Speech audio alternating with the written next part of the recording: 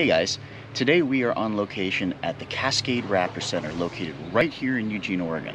The Cascade Raptor Center is a nonprofit organization that specializes in the rehabilitation and release of injured, orphaned, or just sick birds of prey that are native to Pacific Northwest.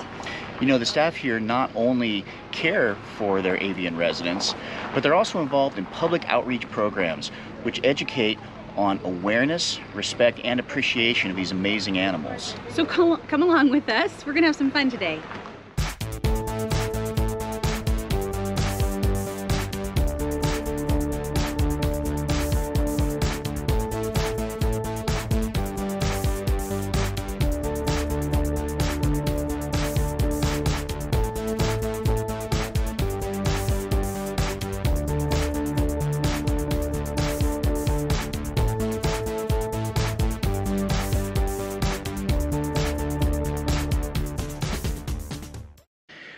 Everybody has to wear masks, and because you're walking by all these cages, you come in close proximity to everybody. But let's take a look at what we got here.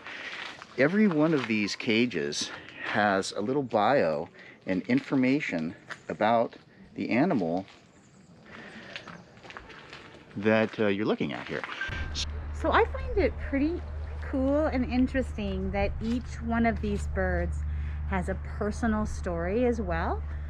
For example, that little kestrel we just looked at was brought in because he was sick, and they figured out pretty quickly that he was probably hand raised, so he may not be able to be released. It may be actually inhumane to put him into the wild, but they call that, then they become part of their ambassador education team, which is super cool because it provides people a more intimate experience with some of these predators that we would normally never get to see out in the wild up close.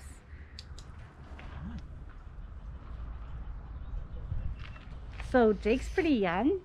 This is Jake. He is a peregrine falcon, and he was hatched in 2019. Look how big he is already. Hey, Jake. Oh, aren't you handsome? Yes. So right now, what we're coming up to here is a bald eagle. Check this guy out. So back where we live, there's actually a nest of a couple bald eagles that we can see from our motorhome. And maybe one of these days, if we're on the ball and have our cameras out, we'll actually catch them flying around and show you guys. But up until now, this is about as close as we've been able to get to one. And she's been here for almost 20 years.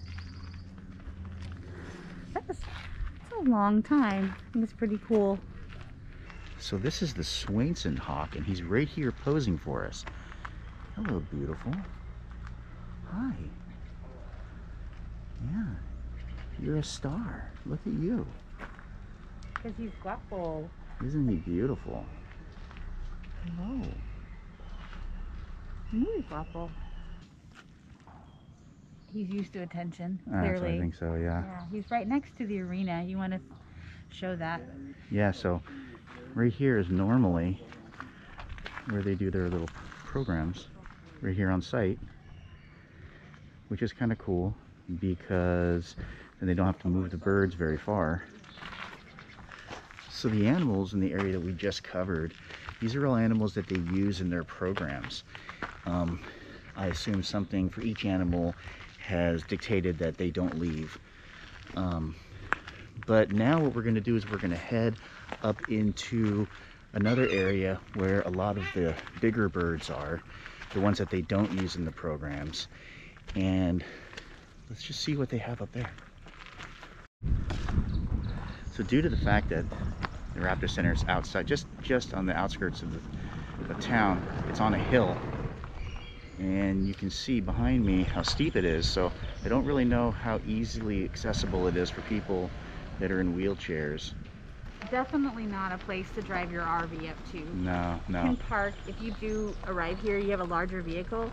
There's a small trailhead just across the street where you can park and then just walk up this short hill. Yeah. So we're gonna head up this hill here, see what kind of birds we can find up here. So we're coming across the red-tailed hawk. Check this guy out. Hello.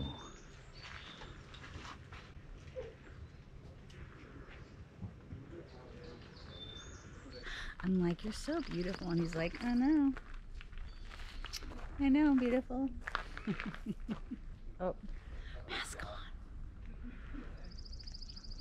There's another bald eagle looking all regal.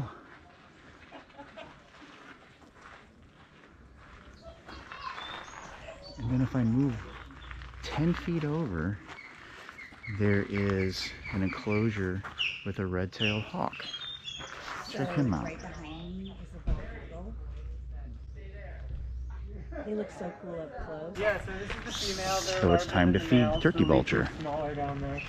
And so the first part of her training is she knows to go into her crate. And then I whistle. And then I give her a treat through the side. And that's because I can't open the door when she's standing in front of it. So I needed to train her to do something else.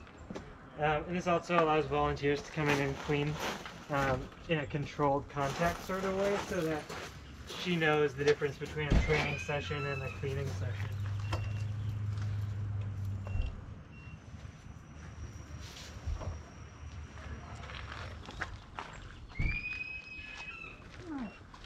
You won't get in. Look at that, you can see they're weighing this turkey vulture. Good job. 4.5 pounds. And she's getting rabbit today, which is one of her favorites, but she's not that picky. We feed rabbits, rats, mice, and quail, and fish. We get it all farm raised so that it's really high quality food. Make sure that the birds are getting the best quality stuff. And so thank you for buying their food with your admission. Mm-mm. You have some more. Good.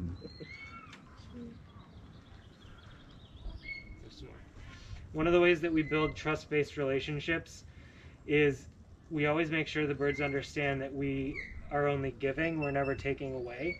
So I like to offer more food when they already have some food.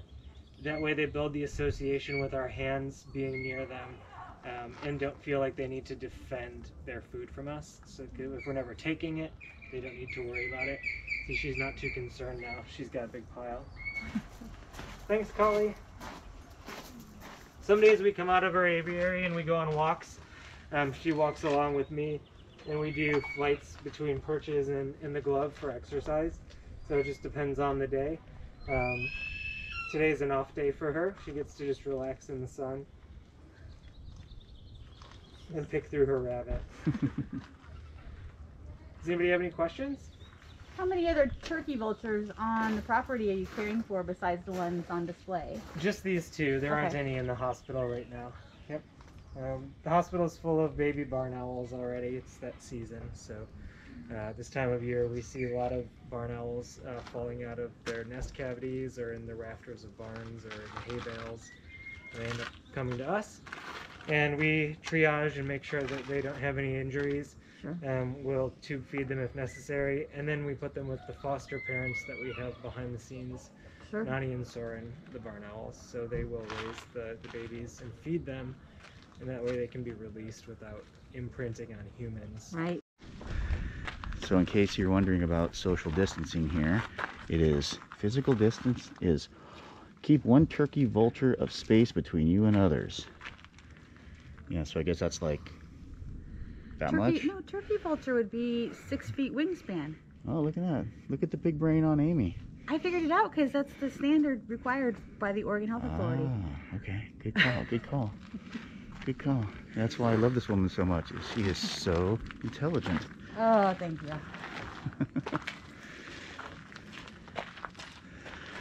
Now we're up here at the Ferruginous hawk. Is it really my intelligence that you're in love with? Yeah. Let's see here. This guy's eating. You can see him a little easier. look at the striation of on his legs. Yeah. So, you know, we've just gotten more into looking at birds out in wild now, and that is such a really cool marking to recognize. It would also be amazing to have a pair of striped pants like that. So I'm gonna be on the lookout for that. Yeah. Striped feathered pants. Yeah, so if you know of any, let her know.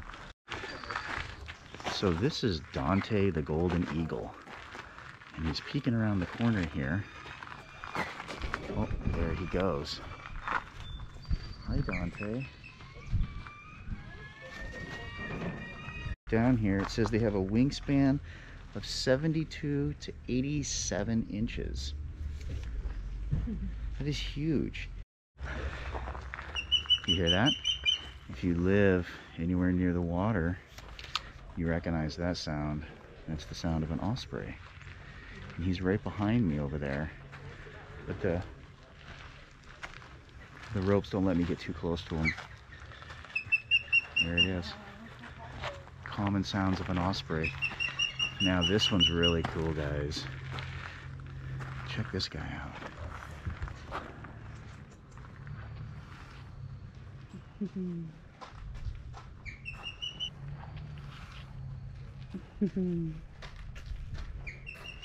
A snowy owl. It's Hedwig. Isn't that wild?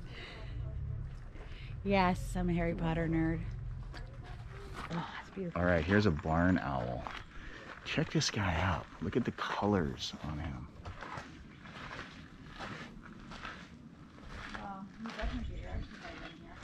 Once again, sleeping. Not too uncommon right now for these owls. Who's that? Oh.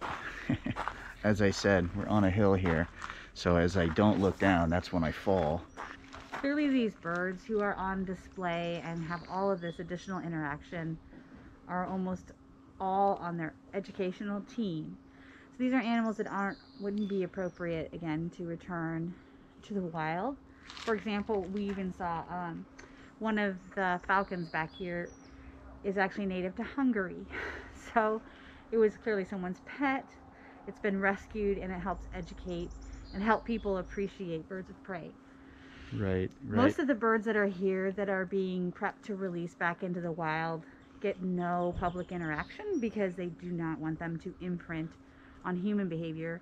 They want them to be able to survive and thrive in the Pacific Northwest. Right, and the rehabilitation center is over yonder. It's not part of our tour. But it's not part of the tour. It's closed off. Once again, the only people that are allowed in there are the rehabilitation specialists, and that's just to keep the wild animals wild. Yes, keep the wild and the wild animals. That's right. So walking through the Cascade Raptor Center takes probably about, I don't know, what do you think, about 45 minutes? That's if you're really learning. I think you could make it a shorter stay if you just want to make a donation and see a few animals. You could easily get your money's worth in less than a half an hour because what they're doing here is so incredible. Yeah, you know, it's a great way on a beautiful day to just go. You don't have to dedicate your entire day here. You can just swing in here. You can check out some really cool birds of prey. Maybe, you know, just your admission alone is a donation, but you can make additional donations. And what we're going to do is we're going to add a link to their website and their Facebook page, and that way if you're interested you can look at getting seasonal passes or making donations on your own, maybe even adopting one of these birds. You can actually join the Cascade Raptor Center as a member. We'll get some more information about membership and include that in the description below. So guys, I hope that you enjoyed this today. I thought it was fantastic. It was amazing to get out, check out these birds, and what do you think? Oh, I'm just so proud that an organization like this is supported so well in our community.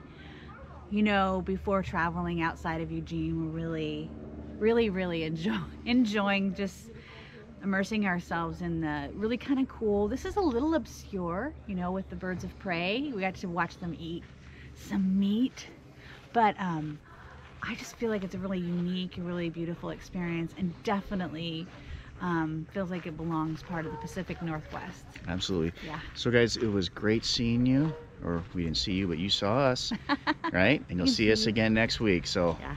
bye-bye, guys. Bye.